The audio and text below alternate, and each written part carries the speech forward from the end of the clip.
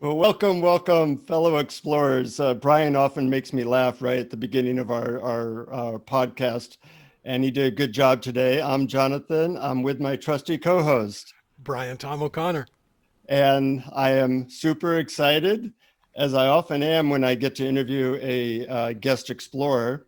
And this is an explorer who I have read, I think, every single thing he's ever written. Of course, he's written a lot, so it may be some new stuff. But let me say some things about Fred Davis. Fred Davis studied and practiced Eastern wisdom for 25 years prior to 2006, when seeking ended and true awakening commenced. He is the creator and editor of awakeningclaritynow.com and the founder of the Living Method of Awakening. Fred is also the author of the non-dual bestsellers, The Book of Undoing, The Book of Unknowing, and The Book of Unveiling, plus Awaken Clarity and Awaken Now. He conducts both public and private sessions online via Skype and Zoom. His website is awakeningclaritynow.com. And he's a fun guy, a wise man, and we are very excited to have him on Awareness Explorers. Welcome, Fred. Thank you so much. Boy, it's great to be with you, with both of you, I should say. So, Jonathan, I've heard, I did a little research, and so I know something about you guys and what you do, and it feels like you call the wrong number, but but I'm here, so I'll talk. Good. This thing started than it is to shut it up. We want to pick your brain, and having read all your books and seen a lot of your videos on YouTube, certain questions arose, and I get a chance to ask you. And Yeah. you said in 2006 your seeking ended and true awakening commenced. I'm wondering what happened at that time, and how would you say your life experience changed? So let me go back a little further than that, and then I'll come to 2006. The first awakening here occurred in 1992. It was totally, well, it wasn't, it was spontaneous, but I mean, I was trying mightily. I didn't even know what I was doing, but it turned out I was doing inquiry in my basement, but I didn't know a name for it yet. And there was an awakening, and it lasted, minutes. And then suddenly ego came in and commandeered that awakening and went, wow, I finally got it. Is it now that I've seen that I am nothing, doesn't that really make me something? Yes. And so it was just the awakening was just paved right over in no time, and I spent a decent part of the next 14 years trying to do what people are trying to do when they come to me, which is get back to that place. Yeah. Right? And in 2006, my life was full of misery, and from a logistical sense, and I was trying mightily to escape. And I want to have a loftier ideal for you, but I didn't. I was just suffering tremendously. Yeah. And under all of this duress, I was reading lots of books. And one morning, I was reading a book by Ramesh Balsekar, and called Pointers from Nisargadatta. And he asked a question, and I can't remember it exactly, but it was basically, when everything else is gone, what's left? And for the first time ever, I'd seen that question before. For the first time ever, I actually checked. And when I did, I just started, okay, so the house goes, the world goes, the body goes, this, that. And all of a sudden, I was like, this? You mean this, right? And here's the funny thing is I'm not a chakra guy at all, but I just am giving him the report, and it felt like a little BB turned in the very top of my head, like it turned 180 degrees. And I'm guessing unlocked. There was just a locking or unlocking sound to me. I don't know that anybody else in the room would have heard it. And then awake, I came to see who I really was. And which I noticed was exactly the opposite of what I always expected and craved, which was Fred Davis was very, very anxious to know the truth of God. But the truth of God woke up to the fiction of Fred Davis instead. Mm-hmm. So it was quite backwards. So how did that change first of all, did that experience last? This time, I've never completely unseen anything since the truth since that time, but I have had a lot of confusion. And particularly in the early years, I had a great deal of confusion because there would be identification with the body. So the seeking ended, but boy, re-identification didn't. Identification didn't. And when I say seeking ended, it was like, because, okay. Well, the other reason that seeking ended was that when I first woke up, I knew a great deal more than I do now.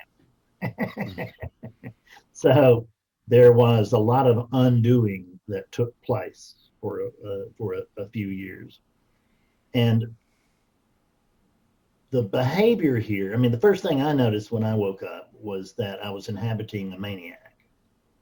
And so with this maniac on the loose, in my awakening fantasies, I always thought Fred was going to wake up, and therefore I thought this body was going to start to behave and think rightly, properly. And that's just not what happened. I noticed that the body did what it did. The mind thought what it thought. And that but I wasn't involved. It was none of my business. So I didn't get what I wanted, but I got something better, which was I didn't get a free Fred. I got free from Fred. Mm-hmm. And with that, I spent about 3 years in heavy oscillation, in a sense of being clear, and then a sense of being cloudy, a sense of being clear, a sense of being cloudy. And the cloudy, I should say, was muddy. It was, I was in deep identification, but I always knew. Still, I was in deep, I could see, but I couldn't feel my way out of that. And eventually I called Scott Killaby, and he helped me. I was divesting myself of stories, which is kind of what most of us do as we wake up. Mm-hmm. I was coming to see, divesting of, meaning seeing through them. But I had one heavy story left, and Scott Killaby helped me to get that out, and that was, and it was smooth sailing from then on. What was the story, the last heavy story that he helped you get rid of? The last story was that I had legal trouble back in the 90s, no, the 2000s, wasn't it? Yeah. So I got sober 20 something years ago, and I went and made a lot of amends when I did that. And I was, if nothing, if not sincere.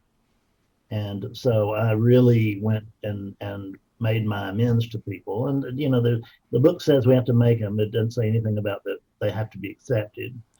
And they weren't. And I ended up in jail. And this was a very difficult situation to get used to. So it was about, instead of going to jail, I went onto to heavy probation for a few years, and I couldn't stand that.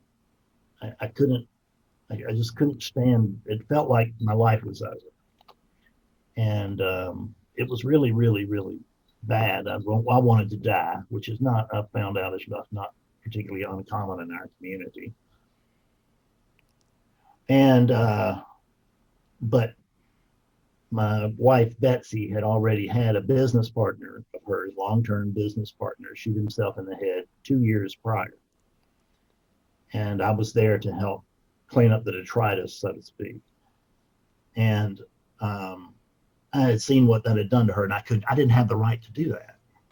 I just knew I didn't have the right to do that to her. So I hated my life, but I loved Betsy more than I hated my life. So, but I couldn't die. I couldn't kill myself.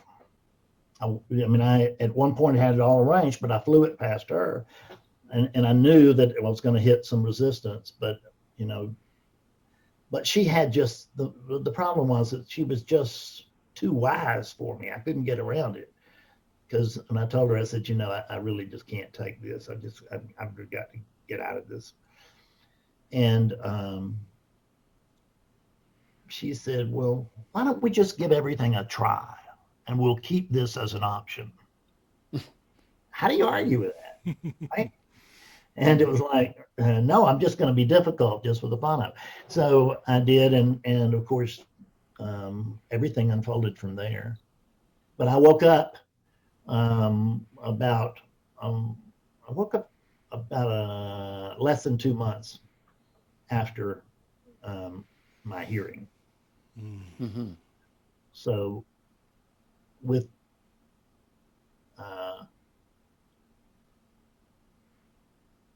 and it was shortly thereafter that I had something that really helped me a great deal, which was Betsy and I were driving in the car one night to Atlanta. And I was thinking about how this works, that, that you can't not do what's done.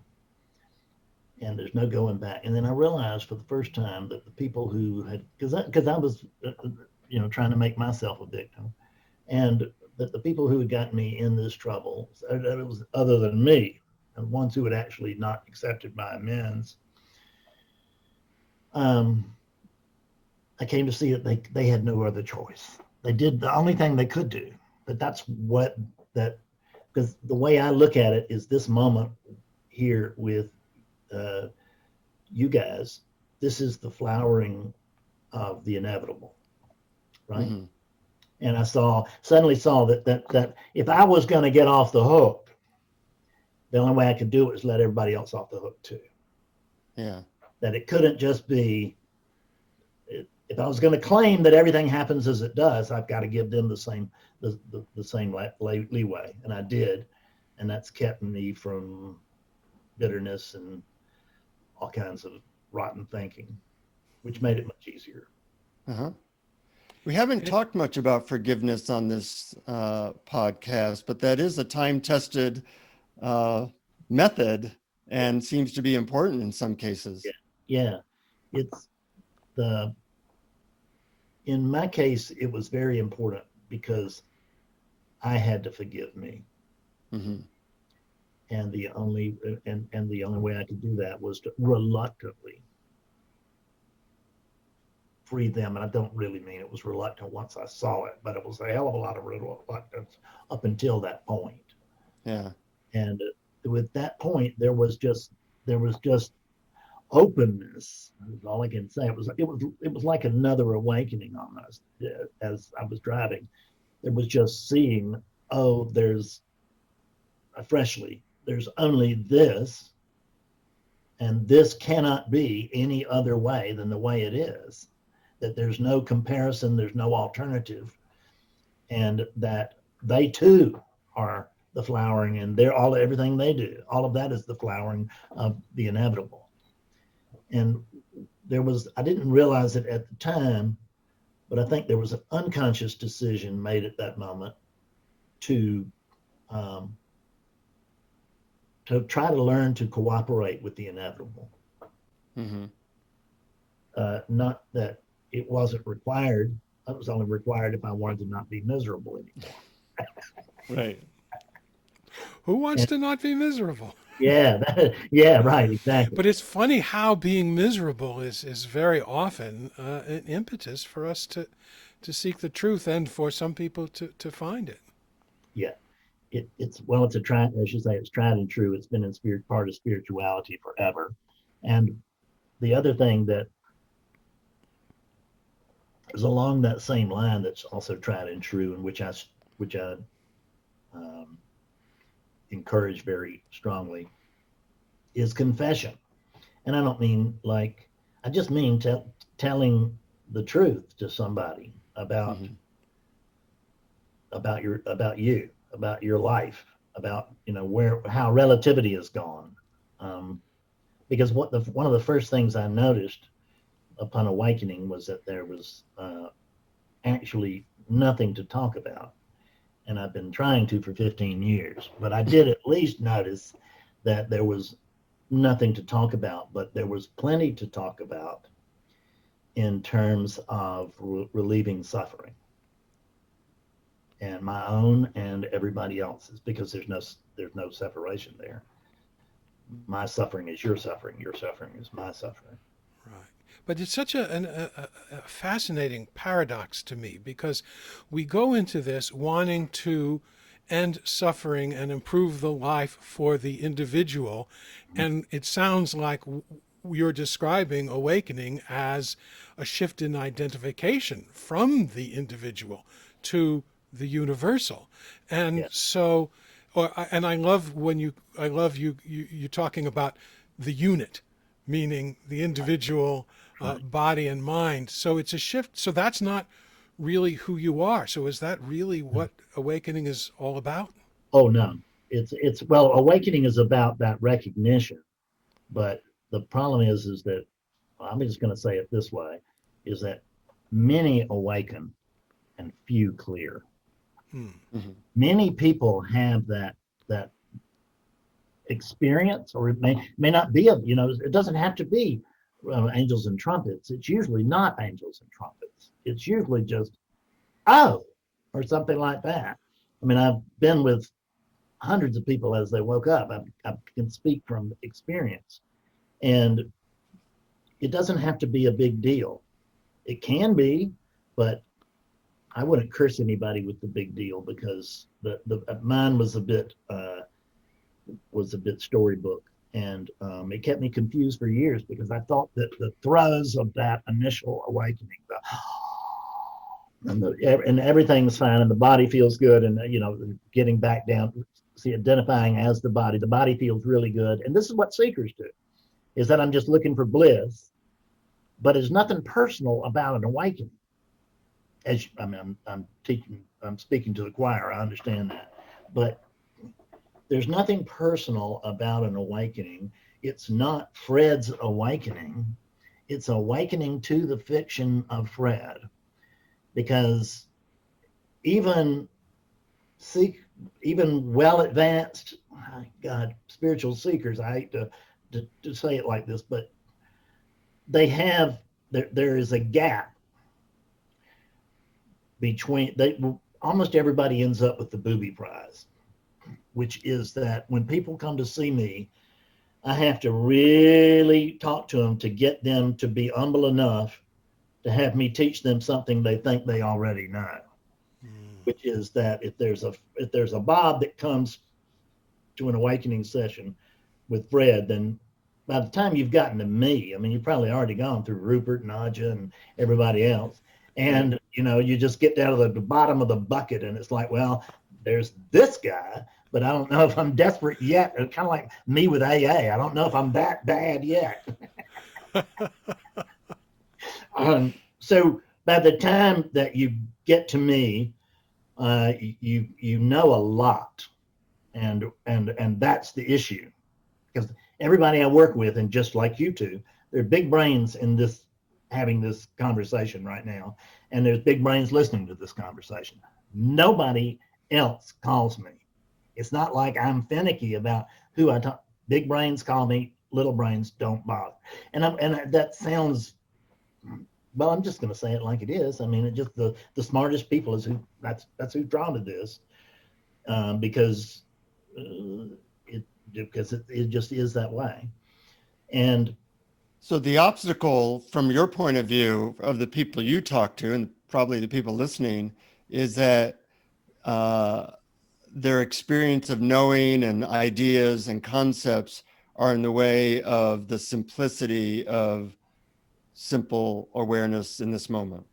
Yes, once in a while, actually the first two people that came to awakening while talking to me had never heard the word non-duality, didn't know anything about it, and it was just had no concepts whatsoever, because it was just, I mean, they were both washed in the blood Christians, and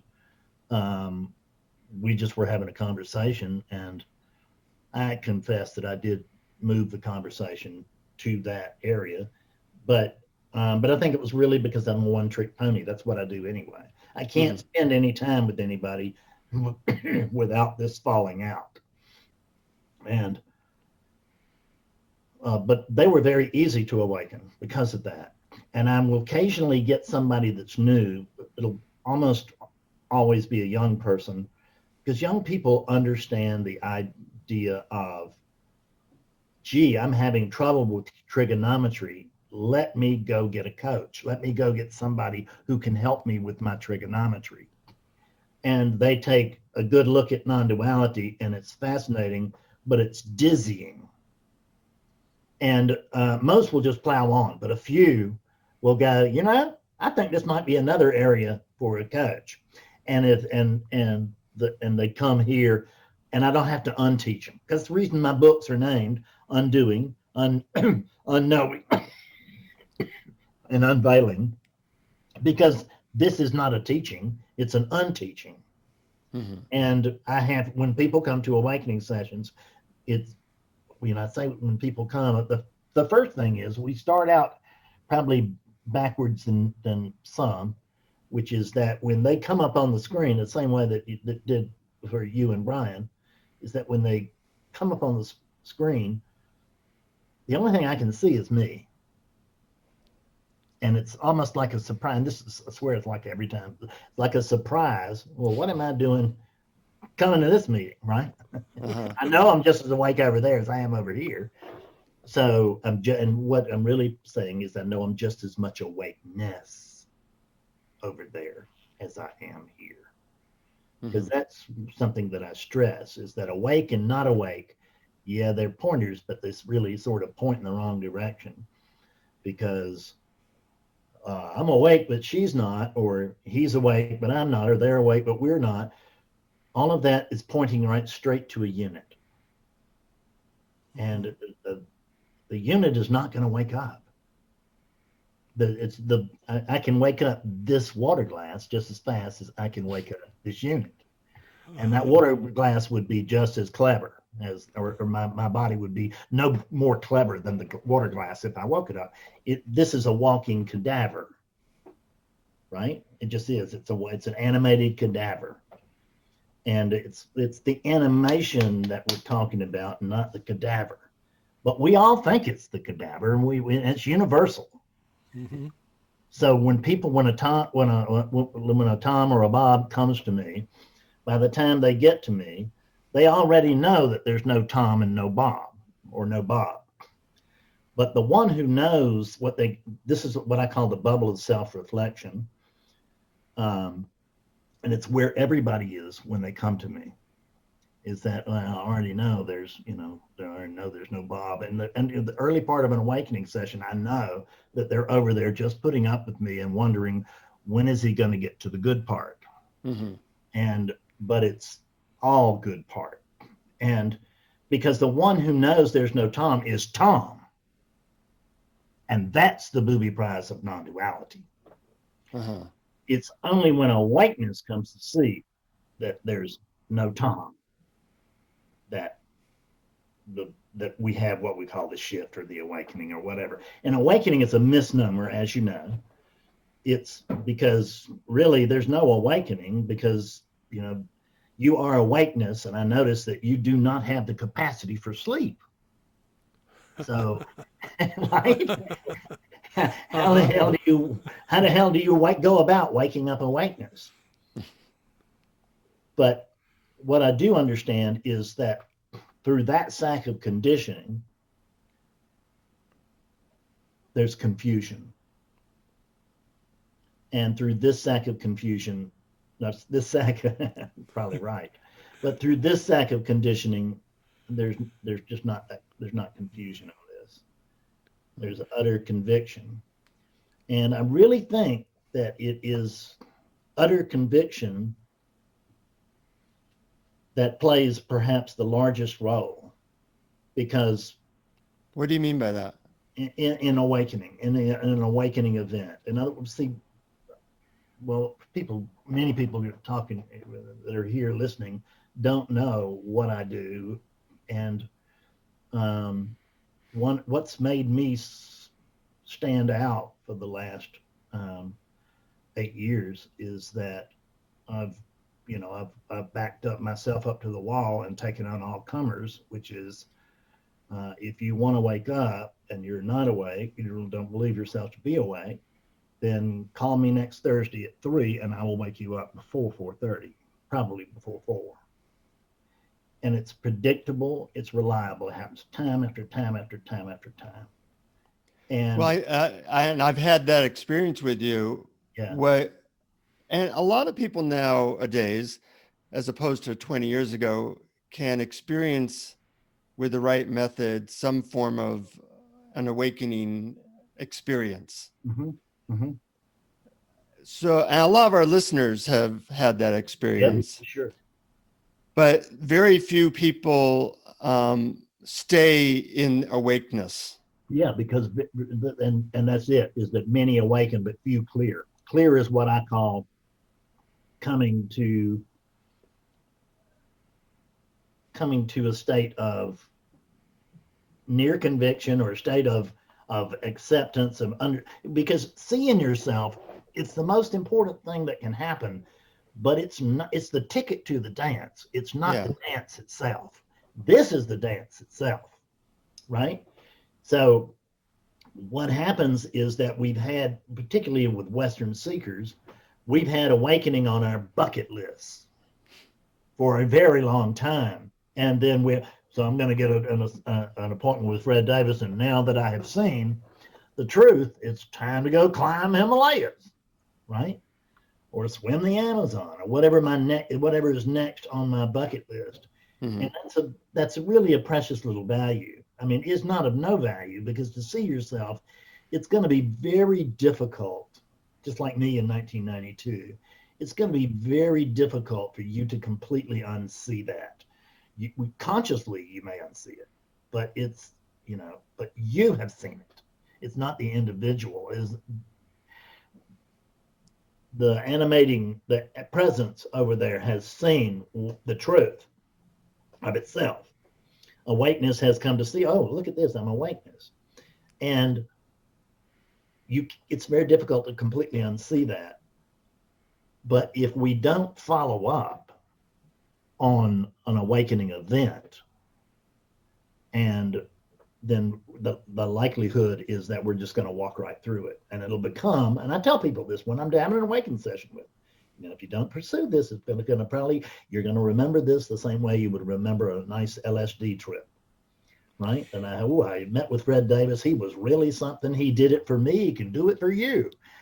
And so what do you suggest for people who have had that initial experience and they want to clear? What can you say to them that might be helpful? So I would, honestly, what I do say is I ask them, I think one of the real miracles is that when we find a teacher that we can really hear.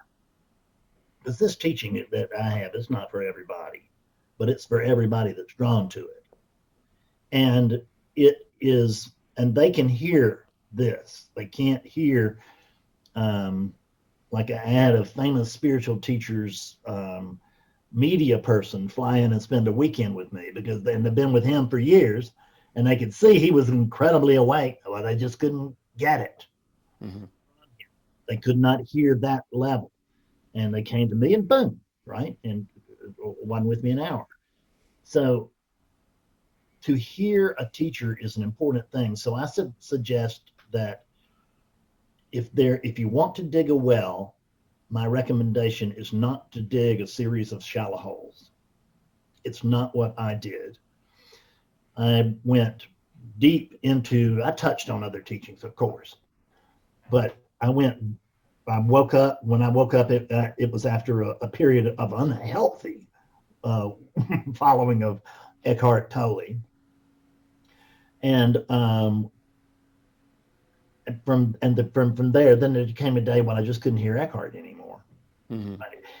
And what the problem is that I knew he was telling the truth, but it's just so, and from that new place, it was just so indirect. It's like, you know, just say it.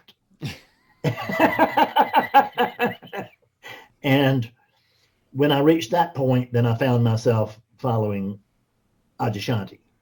Uh-huh. I stayed with Adyashanti a very long time too. I've talked to him a few times. He doesn't know me from Adam, but he was a really big influence that here. And while I was following Adyashanti, I was kind of dating Byron Katie. And so I didn't really become a Byron Katie follower, but I found that her work, which had been a very limited value prior to awakening, that it was a wonderful clearing tool. And I have lots and lots of people that I recommend. I mean, go to our website, get this. We had Adya and Byron Katie on the podcast before, and they're, as you know, both incredible. Yeah, right, exactly. So it's, and they helped me a great deal. Mm-hmm. So I have not, you know, and their pictures are up on a shelf right here in my room. Yeah. So it's, I owe them a debt, so to speak. Mm-hmm. And it's something that, and Eckhart, my God, he was so patient I never met him. He didn't know he was being patient, but he patiently talked to me for years as I worked myself through a total fog, because I had been a Buddhist prior to that. Uh-huh. And that's what I assumed that I was going to do. I quit all spiritual seeking deliberately for the 1 year that I got sober, because I wanted to go in the same way that I would recommend people coming into this teaching, which is I wanted to go into AA. I didn't want to go as a knower, because I had been to AA before as a knower, and what I had noticed was I didn't get sober. Hmm. So this time I said, okay, what if they're right? I mean, it's crazy, but what if they're right? So I went in there and I just took everything I knew and left it at the door. And I didn't want to practice Buddhist spirituality, because I didn't want to fix what they had. Because what I knew was that I'd fixed what they had before and I'd gotten drunk. So I just did AA the way that the AA guys said to do it, and with complete abandonment. I mean, that's the reason I went to jail. Most would not have gone to jail. They wouldn't have made these amends that put them in jeopardy. Mm-hmm. I mean, I wouldn't even recommend anybody do it. So I'm not recommending it now if you have to be alcoholic and in the steps. Do you think doing the 12 steps helped with your awakening, or did you see that as a slightly a different tract? I do see it as a different track, but I also see it as that it was,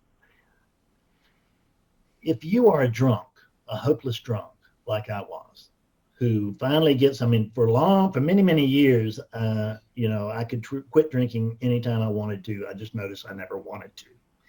And when I got to the point where I wanted to and I couldn't, that's when I went to AA.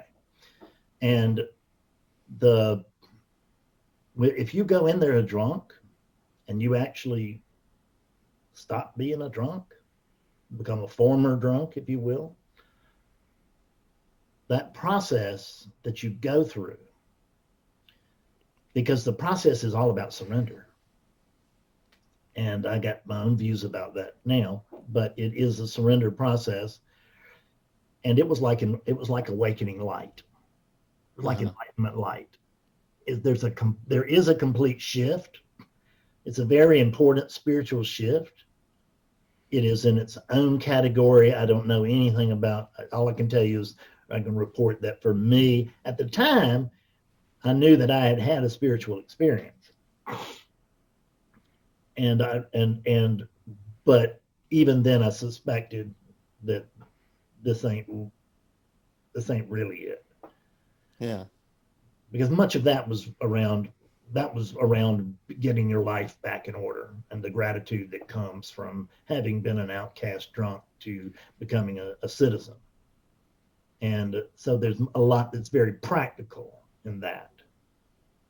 And so I would recommend it for anybody who's having a drink or drug problem.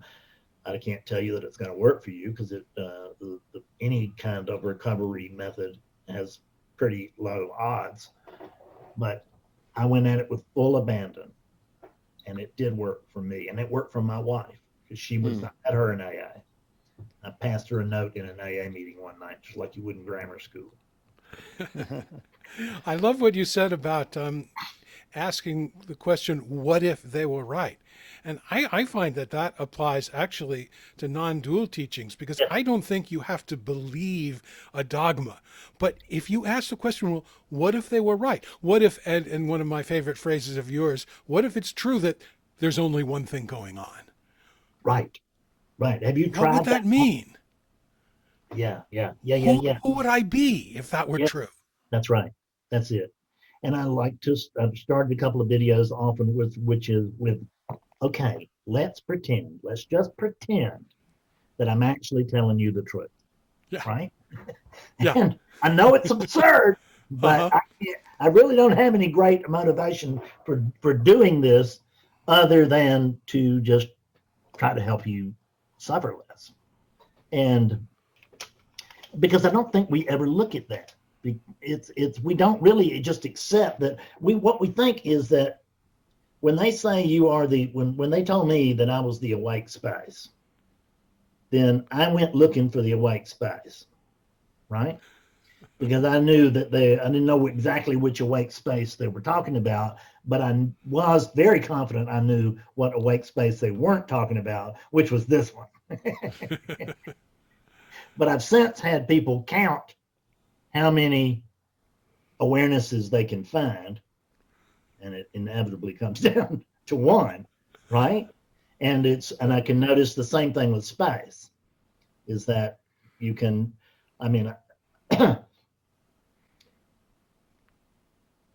this was a world of objects for which space was what divided everything from everything else.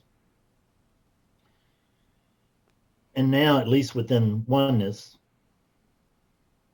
the space is the glue that holds everything together. It doesn't separate anything. Oh, what a great analogy that is. Yeah, what a great redefinition of space, too. Yeah. I love that. Yeah. So, and what you can do to help people see that sometimes, and your audience can try this, is I just have them notice, like, whatever room you're in. So take a look around the room and look at all the objects in the room. Just glance at them. We're not talking about big stares. And let that sit for a second, and then just go back over the very same space, the very same room, and look about. And this time, instead of focusing on the objects, focus on the space. And once they've done that, then I ask them, okay, so what I want you to do now is I want you to take all of that space and I want you to turn it into Jell-O. And they do, and I say, how many Jell-Os do you have? Do you find? And it's a very good way of seeing, because it is almost like seeing oneness, right? I mean, which I can't see itself, but it does bring about, there's a visceral sense of experiencing the boundlessness of the space that you are. I love that technique. I look forward to trying that. That's going to be fun. It's very effective. It's But fun. Yeah, I just tried it as you were talking about. It's Yeah. great. yeah. So another great technique, which you may know, but if you don't, it'll be great for your listeners as well, is that you can look at an object in the room, any object, and then what I have them do is tell me what the object is and how far away it is from the Bob body. And they will say, well, it's a vase and it's 8 feet from the Bob body. And I say, okay. Now, I want you to look at the vase, and then I want you to just look at it. You don't have to stare at it. Just look at the vase, and then I want you to tell me where the looker stops and the looked at begins. Just point that out for me. And what you discover is that just a single continuum. So this seeing that you can't, that you can't draw a line, you come to see again viscerally that there's just one thing going on, and space. It's the glue. It's not, and this is the thing about, you can come to understand the paradoxes of space and time and all that more easily, because I mean, how far is my hand from the mug when there is just, when the space is the glue? It's the same thing. There's no such thing as distance. And that's the truth, is that distance is a hoax. And it's pretty effective. And I'm not giving up my automobile, but I noticed that doing this helps you to bring about the actual experience. Because what I found out is that sitting around and talking about enlightenment actually doesn't work very well. Mm-hmm. And if it did, millions of people would be awake who are not. And what actually works is not to tell somebody about it. And I could tell about my wonderful experience. Who cares? What about me? Right? And so I actually take you there and show it to you. And just like with some of these things that we've done here. Mm-hmm. And there is the experience of, oh, I'm not awake. I'm awakeness. And that changes everything, because now we're not looking at the unit anymore. I am awakeness. What is that? I have no idea. It's a code word that we both agree to so that we can come here and try to talk about that which we can't talk about. But we can say, awakeness. And that's the same thing as, that thing we feel like you can't talk about, but it's like, and so, because if we awake and not awake, I still use the terms, but they're tragically unskillful. Yeah, they kind of lead us down a wrong path in a certain way. Oh, they make a verb a noun. Thank you. That was one of the first things I noticed when I woke up. Is that I went, oh my God, I'm a verb and not a noun. Yeah. And what I had done, and I had listened to Eckhart for years, and for a moment there was, oh, Eckhart, why didn't you tell me? And right, and out of all those time I spent with you, why didn't you tell me? I thought about how Eckhart said over and over and over again how he spoke of being. See, but I was thinking X being, human being, animal being, some being. I took the verb that he was offering up and turned it into a very, very subtle noun. Yeah. And then went chasing that. The same way when they told me, well, Fred, the truth does not come and go. So I'll find out. Let me find it. Right? I went looking for an object that doesn't come and go. Well, that can be a long journey. Yeah. So what I've discovered is that spirituality, authentic spirituality, works exactly 180 degrees away from the way we think it does. And it starts right out at the very beginning, which is that we expect the unit character to wake up, and it's awakeness that wakes up to the emptiness of the unit character. Yeah. But that was my tip. And what happened, what I had been awake for, so to speak, for about 5 years. And then one evening I was sitting in my 6 years. And one evening I was sitting in my seat and sitting in my chair in the living room, and I had a vision, and I won't go into it, but not that it's bad, it's just a vision, who cares? The end result of the vision was that what I could see, there were people on my staircase that suddenly turned to bones.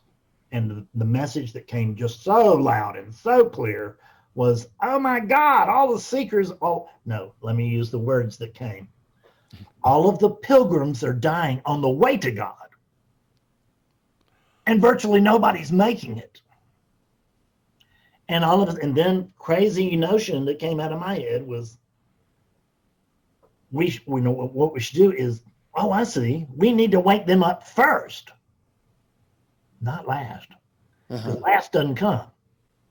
Later doesn't come. I'm going to wake up soon. I've sat with dozens of seekers who have been I'm just missing that one little piece, right? And then but I've been following the path really, really stringently. And how long have you been following the path? Well, 40 years. Well, if you've been following a path for 40 years, are you sure that's a path? Because it looks like a wild goose chase to me. So it is. So how do you take away that sense of future hope that keeps people on a hamster wheel? Well, when you enter into that agreement, when you come to an awakening session, the awakening sessions last 90 minutes. And you're going to do it now. You got 3 minutes, buddy. That's right. Yeah, you got 90 minutes. How you doing so far?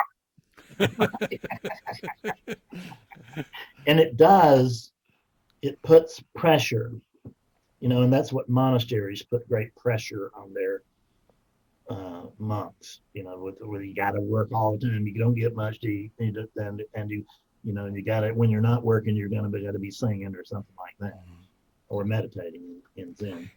Can you tell? Oh, I'm sorry. Can you tell by how do you tell in a session when someone's woken up? Do you tell by, is it self-reported, or you can tell by looking at them, or is it just a sixth? Well, you can. I can. All of the above. All of the above. It's most people will. I don't have to do any sort of pointing, but if I have to do pointing, I will say, so you notice that you probably heard the stories that the seeker doesn't wake up. You heard that? Yes, I have. And now you can begin to see that's true, because there's something here that's waking up, but it's not Bob, is it? And you come to see, oh, so it's not that you're awake and you've been failing to be awake until now. It's the fact that you've been awakeness all along and you're just now noticing it. And awakening session is what I consider, I'm not pushing awakening session, I'm just telling you what I do. And awakening sessions are a place, it's a very safe and comfortable place to tell yourself the truth. Because let's face it, awakeness is in denial. That's what's happening. And I bet I have, I don't have a folder, but if I did have a folder of, it would be this wide thick, full of emails, next day emails, or even that same day emails from people who have gone through an awakening session who've written me back and said, thank you for calling me on my shit. No, Yeah, we don't have that so much in the community, the non-dual community. It really is needed. Calling on our shit, seeing our blind spots, seeing the stuff we need to clear. right. And actually, I teach methods like that, Oh, good. and they've helped me. Yes. And I wish that was more part of the group of people trying to awake, because I think it would accelerate everything. Oh, it certainly would. Listen, when somebody pays me for an awakening session, then I consider that to be my permission to do what they asked me to do. Yeah. And I will do that as sweetly and gently as possible. But if it takes me grabbing you by the shirt and shaking your ass, then that will happen too. And that's and when it happens, I mean, this unit goes nuts. I mean, because it's just like, who is this? What is this? But it's just, that's because, and it's not with the person, it's awakeness becoming impatient with ego. Yeah. Yeah. It's just like, come on, right?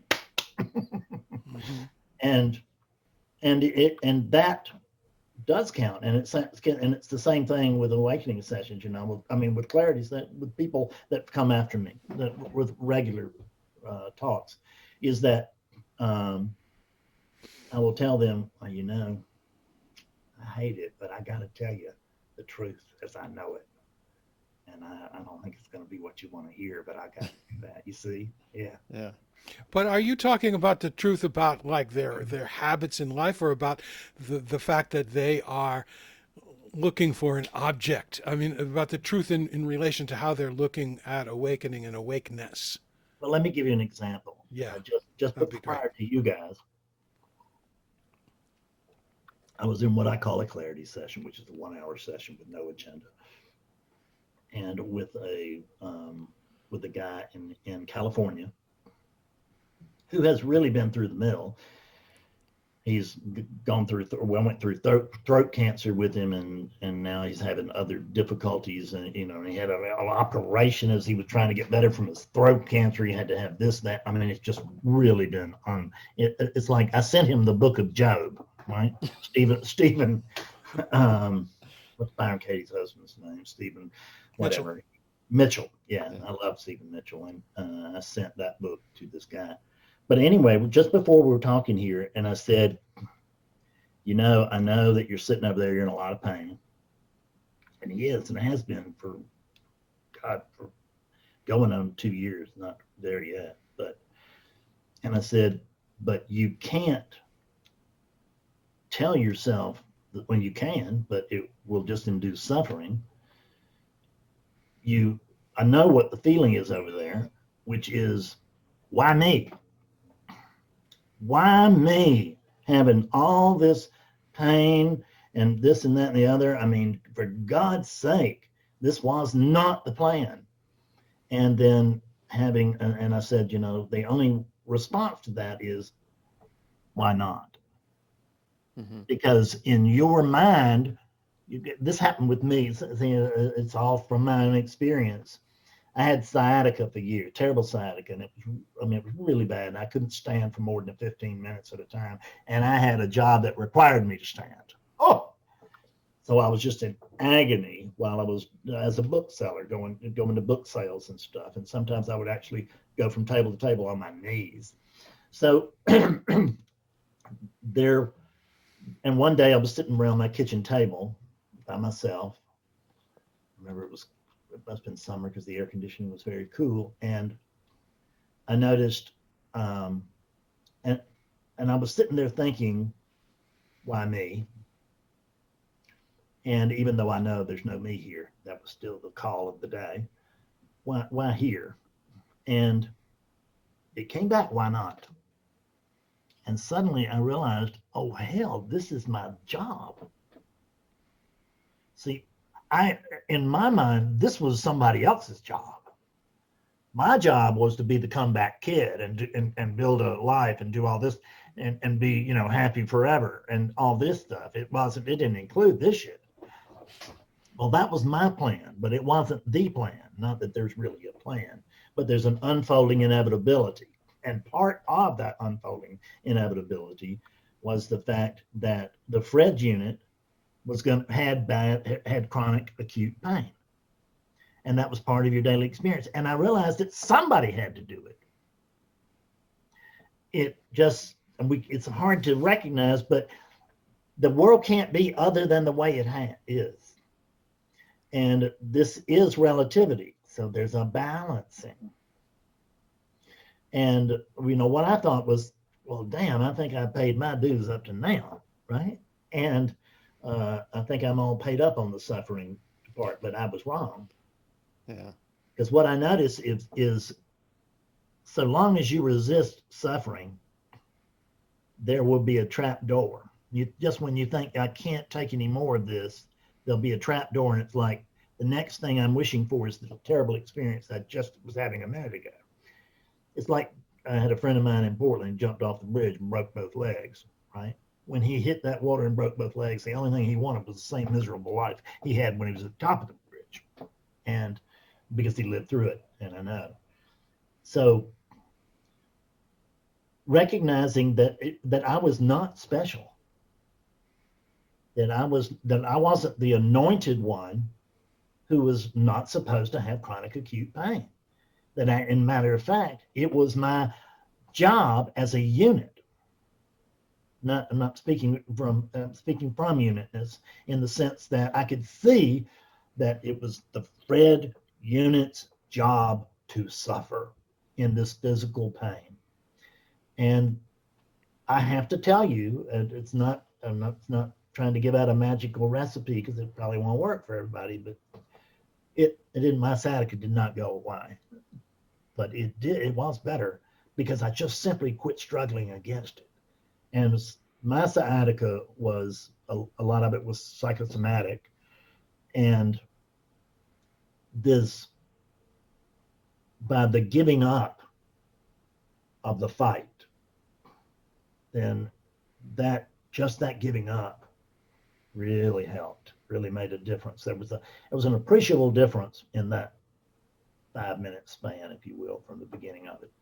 Yeah, Fred, I had a Wow. similar experience with back pain, so I know what you're talking about. And Yeah. and really it works on every level. If you give up Yes. fighting your emotional pain, it changes. Yeah. And See, I have a little different take on surrender than most people. I had a traditional view of surrender because I went through AA, all of that, and it was that and I'm surrendered, I'm surrendered, I'm surrendered. But as time has gone now, I recognize that there's no one here to surrender to God. So that ain't going to happen. So what is it that actually happens when it feels like there's someone here who has surrendered to God? And that's really happening is that divinity is simply surrendering to relativity. Here it is. And there's just you stop resisting what is. You stop resisting what is because you recognize, well, I mean, this is it. Mm-hmm. This is it. And that me struggling against with what this is the we could say that this present moment is sort of an outgrowth of past moments, if we'll just go there for the moment. And it can't not be. It just right. I mean, it just Right. it just is. And when you recognize that because see, I was powerless before going to, but I was powerful before I went to AA, and then AA taught me that I was powerless over alcohol, and then I learned that I was powerless over everything else too. And when I learned that lesson, then it was like, I'm powerless. I can't. I'm not in control here. I'm not running this thing. So, what I notice is actually, hell, I'm the unborn. I'm very deeply upset about a world I'm not even in. Right?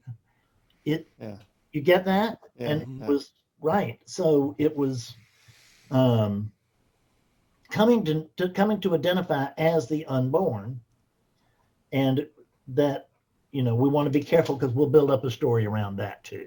Right. But it's a much lighter, freer story than the other one. Yeah. And you realize, well, like, I don't have any choice, because I mean, what am I playing at that I don't accept this? I've already accepted this. I've already accepted every single bit of it exactly as it is, or it wouldn't be here. Mhm. So, and now this one is saying, well, I see your point, but But I have a problem with this particular right. thing. That's it. But it also still thinks Yeah. it's the unit that has to do the accepting, as opposed to noticing that there's something else That's right. that's already accepted. So noticing, because of what this does is this again, we were talking about, why don't you stay awake? Because awakening is not a one-time deal that we have, and it was what we all wanted, was the one-shot awakening. And then now, I mean, when I woke up, the second time, I mean, I thought the first words out of my mouth were egoic, even though it just woke up, it was just ignorance.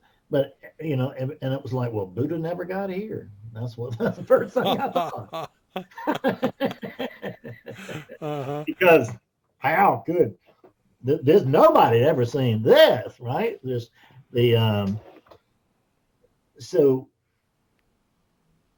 taking ourselves less seriously than that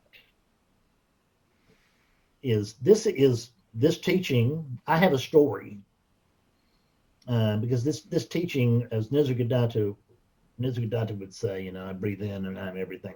No, what the other one he would say is that this is a guy that taught every day for 30 years, without break. And but at the same time, he would look at you, that was his actions, but he would look at you and say, gurus come, gurus go. I noticed not much changes. Mm-hmm. So, but I have a story, just like he did. I have a story that this is an important teaching. And that's my story, and I'm sticking to it. Although I realize that's only within relativity, that from the standpoint of the absolute, it comes and goes. I mean, I just noticed that it will not have that much impact. Yeah, having that light attitude really helps.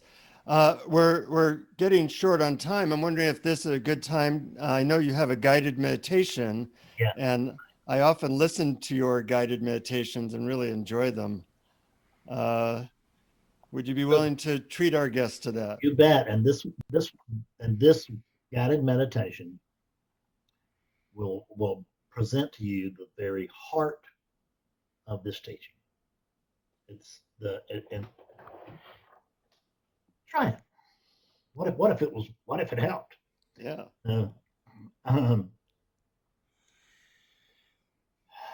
We can just sit in our chairs or in our beds or on our sofa and just allow the body to relax just as much as it wants to. But if it doesn't want to relax, that's not a requirement either. Just be as you are.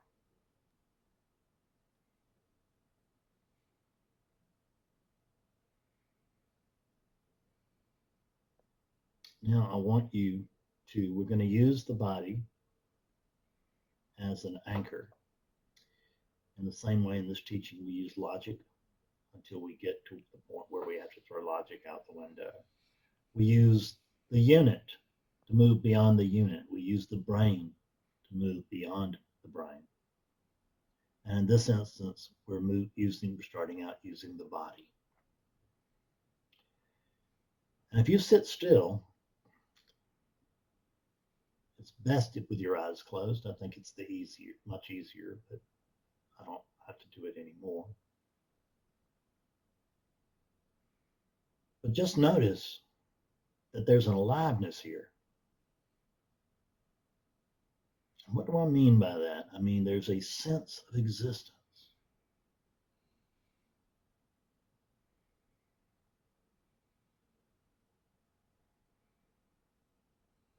There is a sense of being.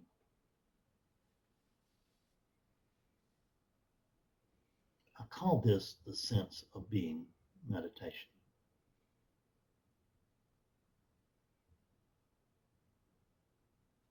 So notice that there's a sense of being.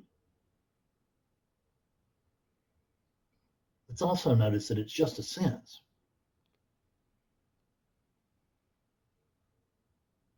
I can't even honestly tell you that I am, because that's not the experience here. The experience is there's a sense of being.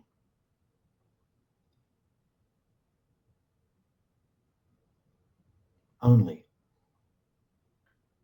And what you can notice is that you can feel it in the body. You can feel what's animating that cadaver.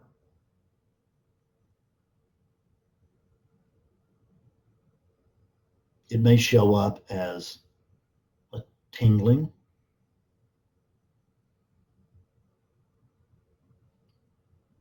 It's usually very easy to notice in the hands.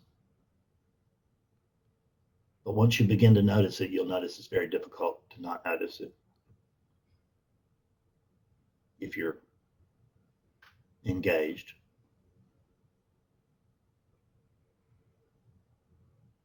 So this, it may show up as a tingling.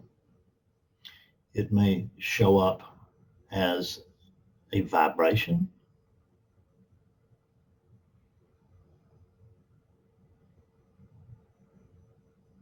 There may be a purely energetic feel to it.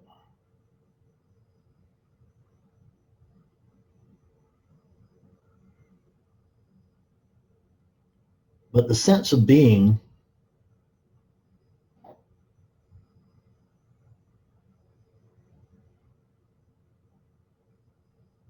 is always here. There actually can't be a here in the absence of the sense of being.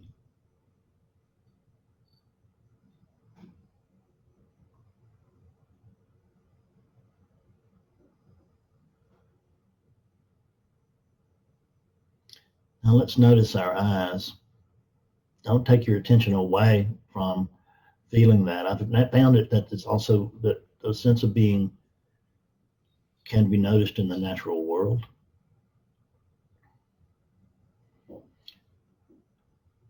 I notice it in a cat purr. I notice that cicadas have exactly that same vibration.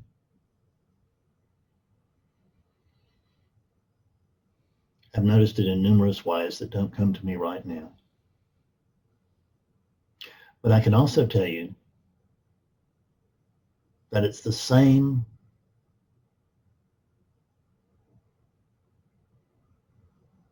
rhythm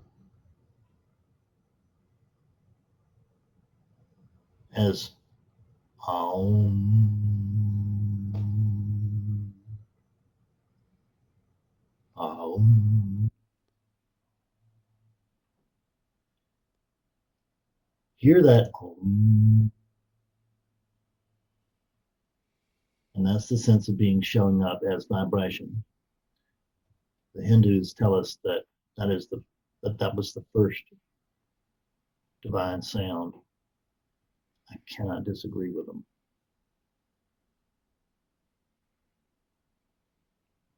Notice that as you put attention on attention, because this is what we never do,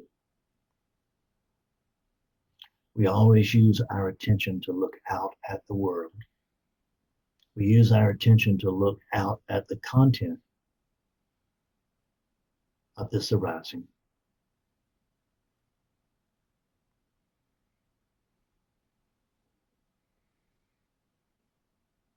And this is putting This is the practice of taking this same attention and putting it on attention.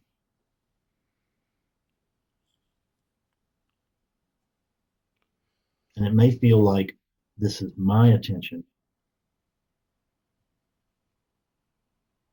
but if you investigate, I don't think you'll be able to find an owner of attention.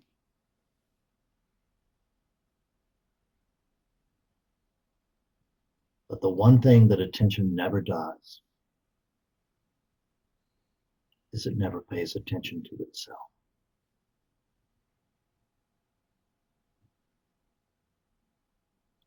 So this is the turning of attention. We're using it, and it's going sort of behind itself.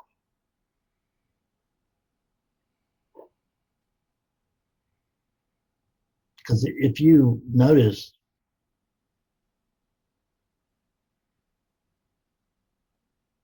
attention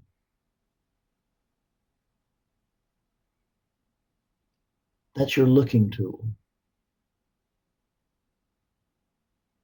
And this looking tool is what you look for, your socks, your keys.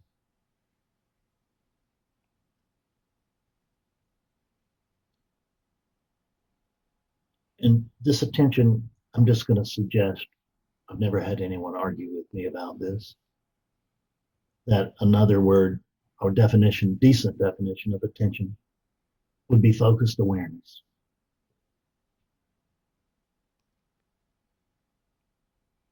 So when you bring attention to rest upon awareness, the first thing attention notices is that attention has been looking for attention. Awareness has been looking for awareness.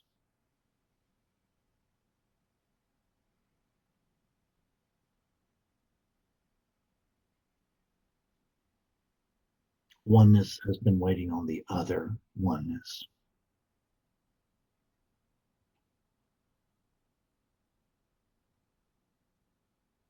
Notice now the body. Notice the tingling. Notice the electricity. However it's playing out for you, vibration. Look for it in your fingers and your hands, but I bet most of you can feel it over your entire bodies. And now what I would like you to do is notice that it doesn't stop at the body.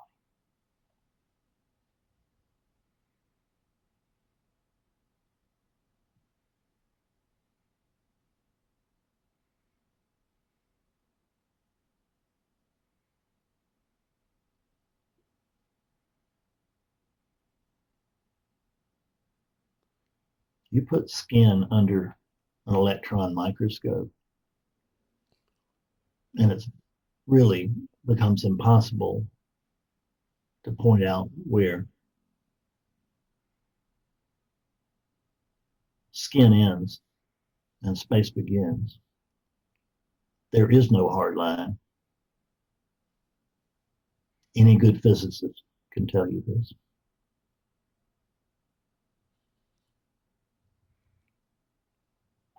So what I want you to do now is noticing that the sense of being is actually not confined to the body and actually doesn't have anything to do with the body other than to animate it. Try to find a boundary. Look for a boundary. Notice that your eyes are still open, but they're just seeing what? There's just a dark field. Are you other than this dark field?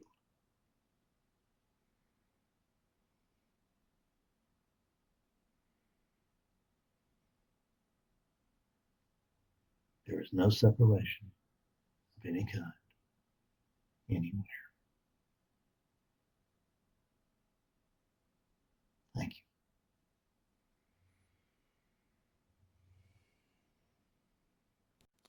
Thank you. you. A little. Lovely. Beautiful. Take a moment to come back to earth. Yes. It, You threw in everything, including the kitchen sink, into that one. I did. Well, I got one shot at your audience. So, I threw out my best stuff. Yeah, yeah. And then everybody's always waiting for my best stuff, but I never hold it back. All this stuff is my best stuff. It's all the best stuff. That's the whole thing with this non-duality thing. That is. That's right. What It's all good stuff. The Zen monk who woke up when someone asked the butcher for his best cut of meat, and the butcher answered, "Every cut of meat is my best cut." Well, I'm so happy that our listeners got the best cut of Fred, Yeah. or of beingness, Yeah. of awakeness. I call it Fredness. Fredness. Yes. There's no Fred here, but there's a lot There's of no Fred here. There's a lot of Fredness, right?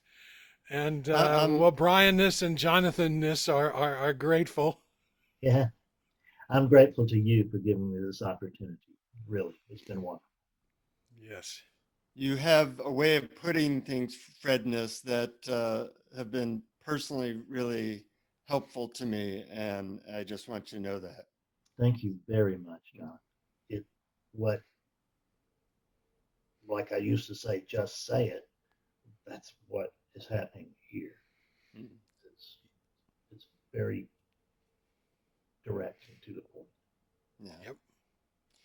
People want to find out about you. Your website's awakeningclaritynow.com. A lot of great stuff on your website and YouTube as well.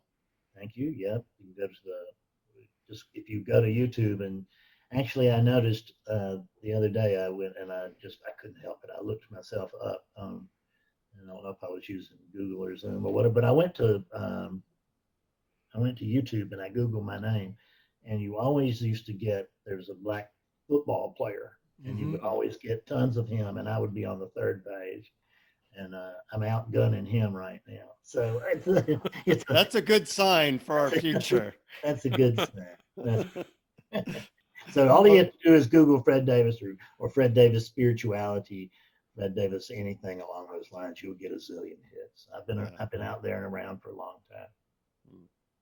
So well, I'm so glad our listeners will get a taste of it too. So I'm grateful. Yeah. Sorry, Jonathan, I interrupted you. What were you going to say? I was just going to say we have like 70 some odd episodes at awarenessexplorers.com, including lots of meditations from the likes of Fred Davis, Aja, Byron Katie, and all kinds of people. And you can support us on Patreon at patreon.com/awarenessexplorers. And most important of all, keep exploring. Keep exploring.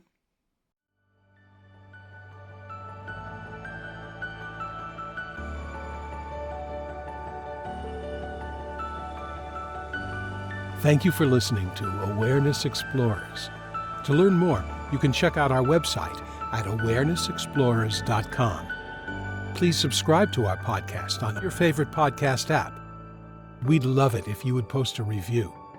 And please share our link on Facebook and with family and friends, because knowing yourself as awareness is the greatest gift you can give yourself or someone you love.